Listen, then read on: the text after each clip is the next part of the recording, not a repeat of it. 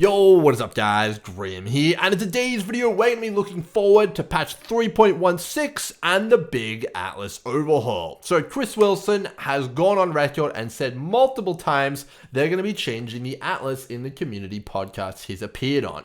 So what are those changes and how are they going to completely shake up the endgame? Well, let's get into it. So the first off thing, we're going to talk about the changes. Let's lay them out. So they're taking the Atlas and they reduce it from 8 regions to 4 regions. So what this involves is basically taking the amount of watch stones in the Atlas, 32, and cutting that in half. In addition to that, we're also going from 164 maps to 100 maps. So this has massive implications all over the place, whether it's the progression, the mid game, or the end game farming. There is just massive effects everywhere. And this video is going to be breaking them down. So let's start out in the early game, the progression side of things. So right now, it's pretty easy to kind of get through the Atlas and kind of encounter your first Cirrus and get your first 16 watchstones. Some of the more early watchstones, you only need to do 3 maps, and later on it goes up to around 5, but it's fair to say that the first 16 are significantly easier than the latter 16, which generally include, sometimes grinding 11 maps to even get 1 watchstone going on, which is pretty brutal.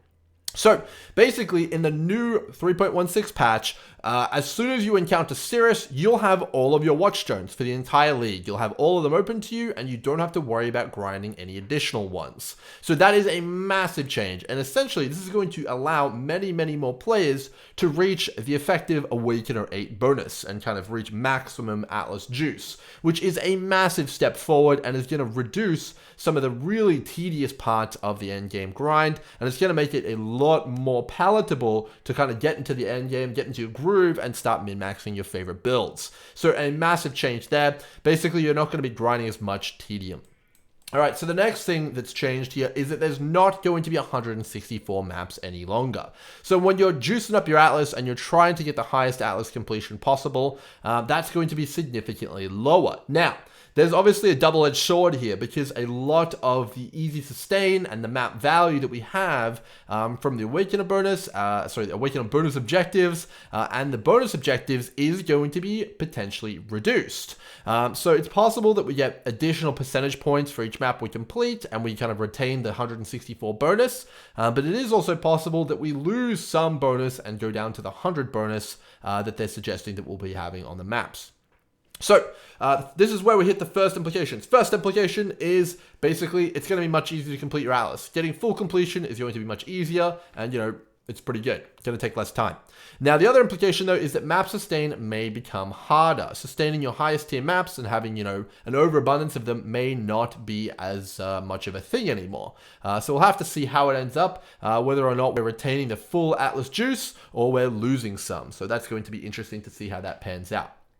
Okay, so that's the map side of things, and just a little bit of a fun thing here. If you count all of the maps in each of the edge areas here in Lexajoris, Lyra, Arthane, Nuvastir, and Hayward Hamlet, it adds up to around 66. So if you take 66 away from 164, that's 98. So effectively, if you want to kind of get a mental image of what the new Atlas will look like, it's essentially the current Atlas, but with the corners chopped off it. So it's a far reduced pool of maps that you're going to have to deal with, and it's basically only completing 4 of the Atlas regions. So that's definitely going to be pretty interesting to play through. Fair to say it's going to be much faster to get through and hopefully much more new player friendly as well.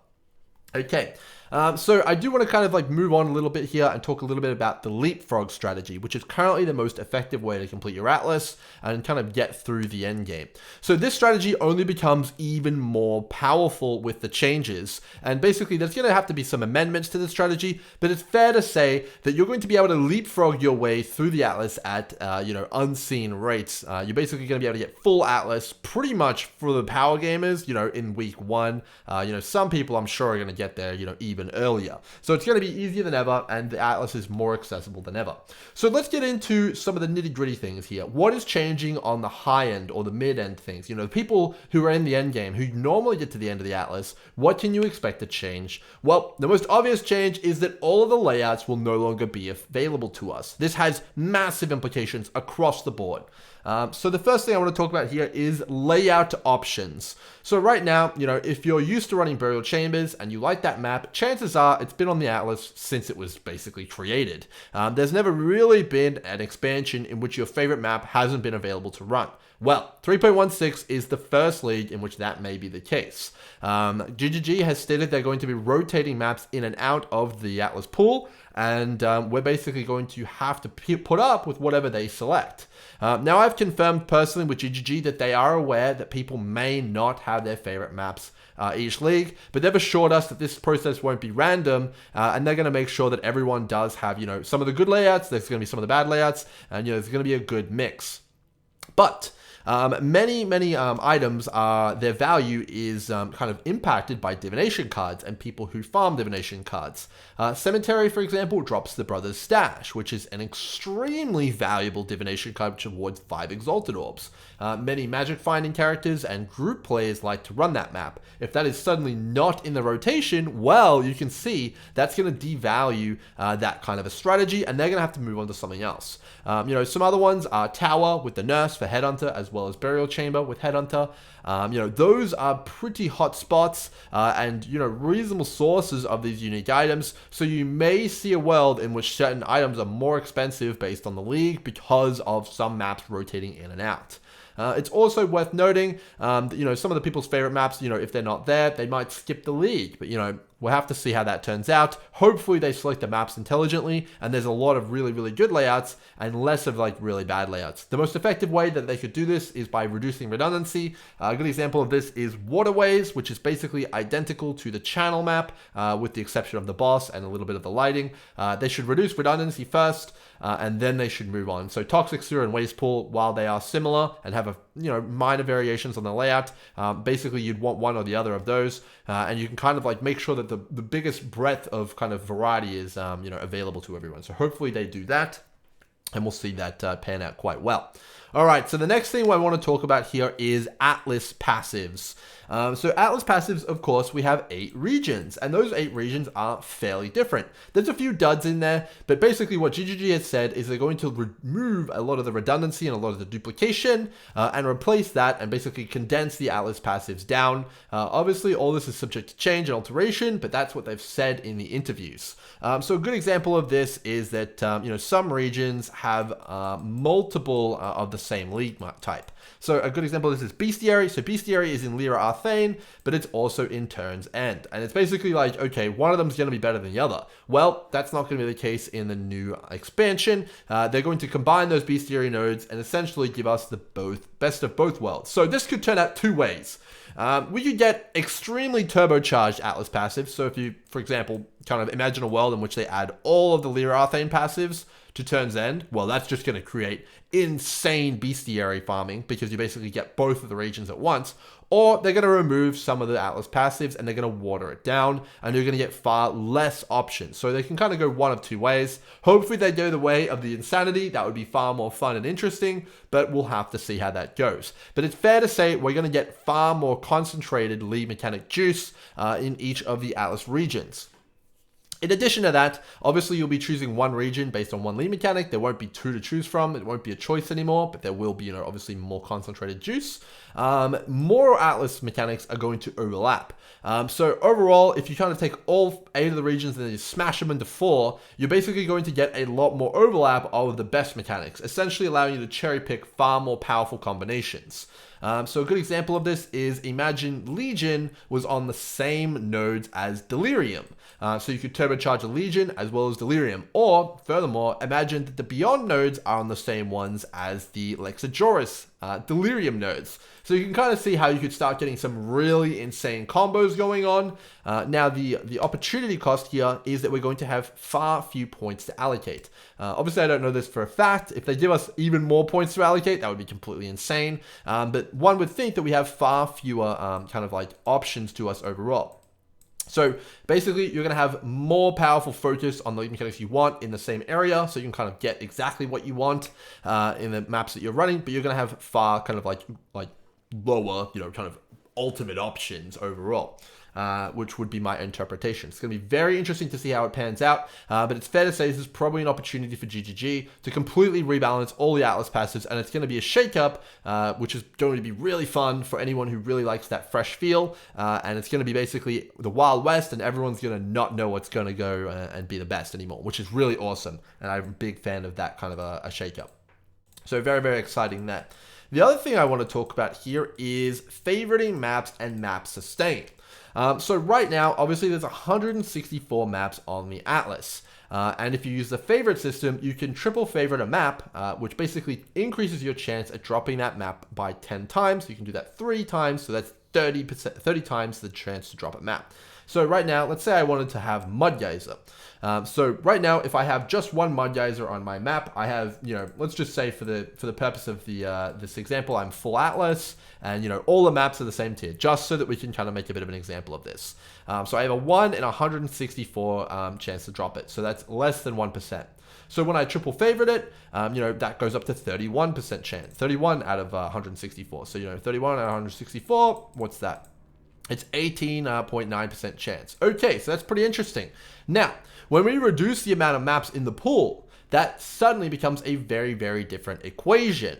So in the new Atlas, when you triple favorite your favorite map, it's not going to be an 18 or 19% chance to drop that. No, it's going to be quite different indeed. So if I take that and I go, 31 divided by 100, well, that's 31% chance. And that's a significant increase. It's almost 50% increase in the chance of dropping the maps that you want. So obviously the opportunity cost here is that we have far less chances to favorite maps, but most people would like to run fewer layouts and they would like to get them more often. And that's kind of the overall theme here, and you're going to have much more access to that, assuming they don't change the favorite system at all in patch 3.16. So the ability to run your favorite map is going to be dramatically increased. Hopefully it's on the Atlas, but overall you're going to have much more laser focused on getting exactly the maps you want, and that's a massive plus in my books. So very, very exciting indeed. Now, the thing that makes this particularly appealing is when you take it a step further.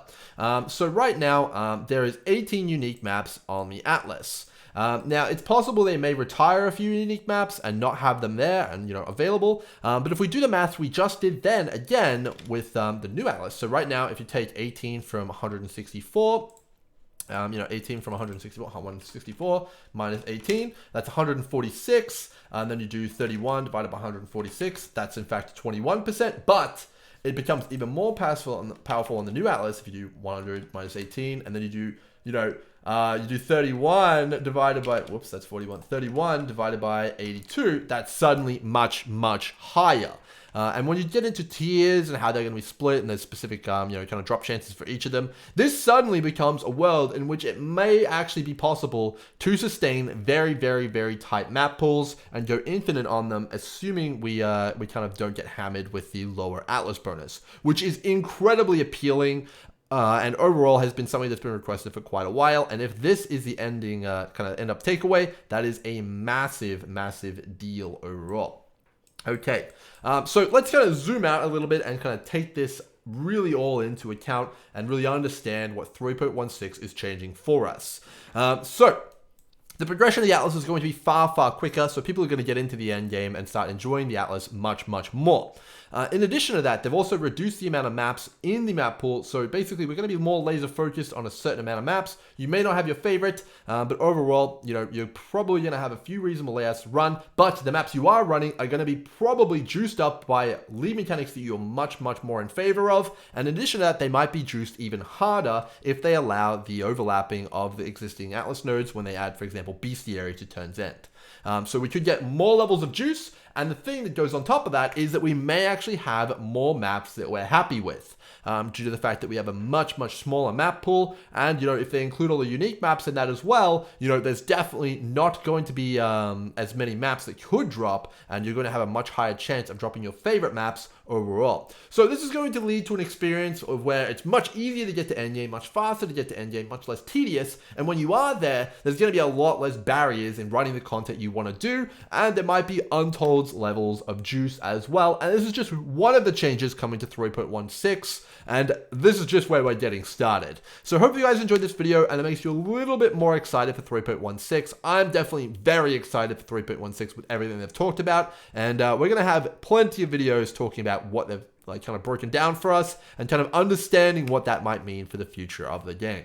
So hope you guys enjoyed this video. If you liked it, thumbs up, sub if you're not, and I'll see you guys tomorrow. Catch ya.